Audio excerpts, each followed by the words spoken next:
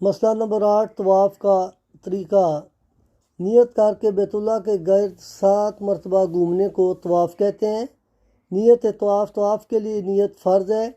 بغیر نیت کے کتنے ہی چکر لگائے جائیں طواف نہیں ہوگا۔ طواف کی نیت عربی کے علاوہ اردو میں اس طرح کی جائے گی: اے اللہ، میں تیری رضا کے لیے طواف کا ارادہ کرتا ہوں، اس کو میرے لیے آسان کر دے اور قبول فرما۔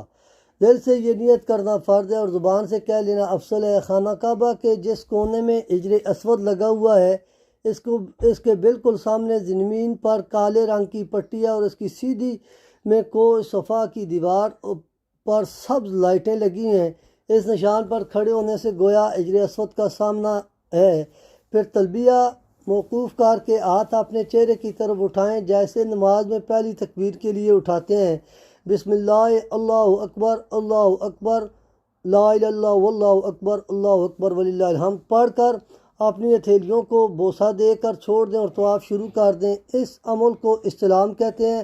ہر چکر کے پورا ہونے پر حجر اسود کا استلام کریں اور اس ترتیب کے ساتھ 1 مرتبہ چکر پورا کرنے کو شوط کہتے ہیں۔ 7 چکروں میں یہی ترتیب چلے گی اور طواف کا اختتام بھی استلام پر ہوگا۔